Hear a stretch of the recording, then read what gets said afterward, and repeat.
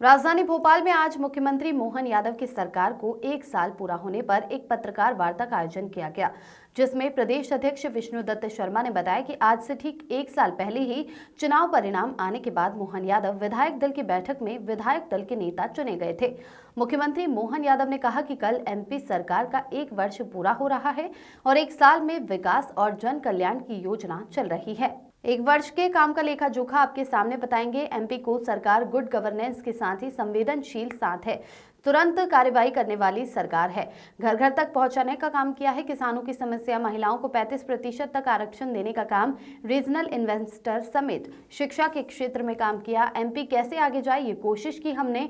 भगवान बिरसा मुंडा धार्मिक कार्यक्रम को आगे ले जाने का काम हमारी सरकार ने किया है। महिला, गरीब, किसान, युवाओं पर हमारी सरकार ने फोकस किया है। पीएम श्री एयर एम्बुलेंस की सुविधा दी है, घर घर रजिस्ट्री की सुविधा दी है। लोकल उद्योगपतियों के लिए इन्वेस्टर समिट हमारे मध्य प्रदेश की सरकार ने पहली बार किया है। केन बेतवा लिंक परियोजना विभागों में समन्वय के अभाव में अटकी थी। 10 लाख हेक्टेयर भूमि सिंचित हो सकेगी। केन बेतवा लिंक परियोजना से राज्य के अंदर की नदी जोड़ो परियोजना पर भी सरकार काम कर रही है। सोलर पंप देने तो हमने 1 लाख किसानों को निर्णय, किसानों को अपनी फसल का ठीक से दाम मिले, यही हमारी कोशिश। युवाओं के लिए हमने बेहतर से बेहतर काम किया। कुलपति कुछ संशोधन कर कुलगुरु कहा। युवाओं को रोजगार से जोड़ रहे हैं। इंडस्ट्रियल कार्यक्रम कर रन 2.5 लाख लोगों को सरकारी नौकरी देंगे। और क्या कुछ कहा, आइए जानते हैं। Bureau report. हमारे रायसेन, सीहोर, भोपाल, विदिशा, होशंगाबाद के मित्रों के साथ दिन में हमारा एक कार्यक्रम होने वाला है, जिसमें रातापानी टाइगर रिजर्व बहुत लंबे समय से अटका हुआ था। ये टाइगर रिजर्व का बनते ही आज हमारी देश की एकमात्र राजधानी हो जाएगी, जो सबसे एक तरह से ये टाइगर रिजर्व के अंदर ही आ गई, समझ लो। इतने नजदीक पूरे देश में कोई राजधानी नहीं है। मुझे इस बात का संतोष है। हमने इस पे भी काम किया है और इसके बाद ये 8वां टाइगर रिजर्व बना और 9वां हमारा माधव टाइगर रिजर्व बनने वाला है, जिसकी भारत सरकार ने औपचारिकता कर दी है। हमारा भी अधिसूचना जारी हुई है, एक थोड़ी प्रोसेस बची है, तो इसी 15-20 दिन में एक बड़ी चीज हो जाएगी। चीता कॉरिडोर से लेकर के बाकी सारी बातें तो आपने सबने देखा ही है। अब स्थायी रूप से हाथी भी हमारे यहाँ बस गए।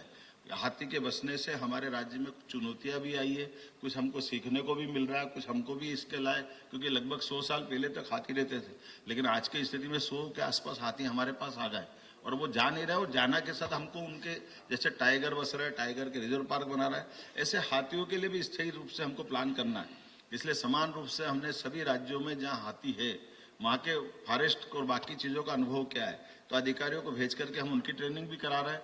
मैं स्वयं भी जनवरी में काजीरंगा जो असम का पार्क है, मैं वहाँ खुद जाने वाला। मेरी मुख्यमंत्री से बात हुई है कि हम एक ठोस समाधान निकालें, ताकि ये जो मानव और हमारे हाथियों के संघर्ष ये कम से कम हो सके और कुल मिलाकर के स्थायी रूप से हम इनको बसाएंगे तो इन व्यवस्थाओं पे आने वाले समय में इनकी संख्या भी बढ़ेगी। हो सकता अभी 2 माधवनगढ़ और इधर टाइगर पार्क पे आगे बढ़ते जाएंगे तो हमारी कोई कष्ट नहीं आना चाहिए। मैं उम्मीद कर रहा हूँ कि जिस प्रकार से हमने रेस्क्यू सेंटर बढ़ाने का निर्णय किया कि हमारे हर संभाग में जहाँ हमारे रिजर्व पार्क है उनके आसपास में हम रेस्क्यू सेंटर भी बढ़ाएंगे, ताकि इनकी कोई कष्ट आता है तो उसका इलाज भी समाधानकारी हो। और कुल मिलाकर के हमारी जो वन्य जीवों के प्रति भावना, उस भावना में हमारी सद्भावना और ये खासकर संवेदना भी जुड़ी दिखाई दे। कानून व्यवस्था को लेकर के पहली बार वारंट और सम्मन तामील करने के लिए ई वारंट की बात कही।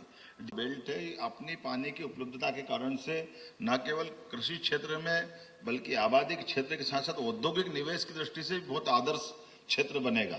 तो मैं मान के चलता हूं कि इस नदी जोड़ो अभियान में हमने, माननीय आपको ध्यान में होगा, हमने मुख्यमंत्री को यहाँ आए भी थे, माननीय भजन लाल जी।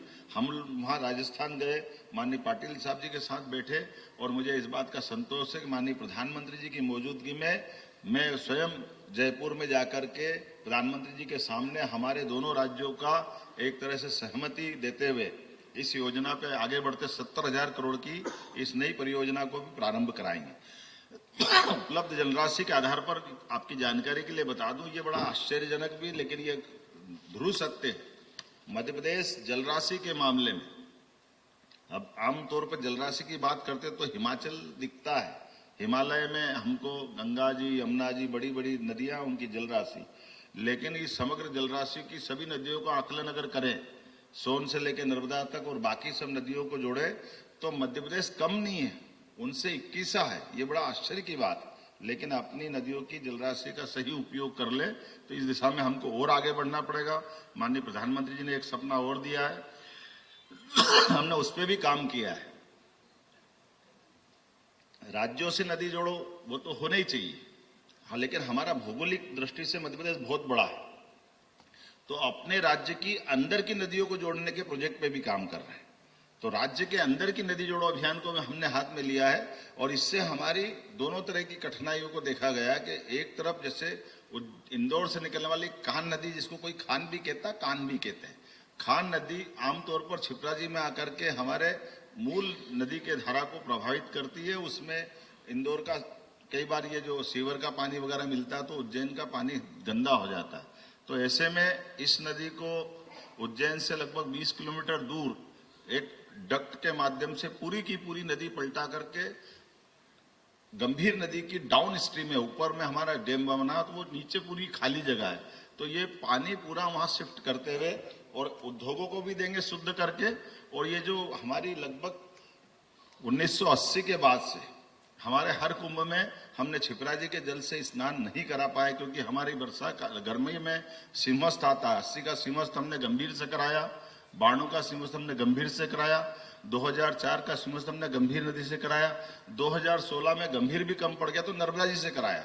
तो साधु संतों से सबकी मांग रहती थी कि हम स्नान करने छिपराजी में आते और छिपराजी का जल नहीं मिलता है। मुझे इस बात का संतोष है, हम वो अपना जो अशुद्ध पानी अलग करके न केवल छिपराजी का पानी के संग्रह की हमने योजना बनाई कि वर्षा जल को संग्रहित करके ये भी अगर अच्छा प्रयोग पहली बार कर रहे हैं, सवरखेड़ी डैम के आधार पर वर्षा का पानी छिपराजी का संग्रहित करेंगे। लेकिन वहां डैम बनाते तो बड़े पैमाने पे इंदौर और उज्जैन के गांव कई डूबते, तो हमने उससे बचाने के लिए वर्षा का पानी के लिए बरसात में ही पंप लगा करके सिलारखेड़ी डैम में पूरा एक बड़ा टैंक, बड़ा तालाब स्टोरेज के रूप में काम आएगा। ये पानी हमारी बिजली से हम संग्रहित करेंगे और उसके बाद फिर ग्रेविटी के माध्यम से सने सने उसको छोड़ करके पूरे साल, केवल सिंहस्थ में नहीं, पूरे साल छिपराजी का जल मिलेगा, ताकि ये जो सबकी भावना का सम्मान भी हो और सच्चे अर्थों में उज्जैन की भाव के आधार पर कि हम अपने धार्मिक स्थलों पर जो मन की भावना रहती है उस पर काम करते हैं।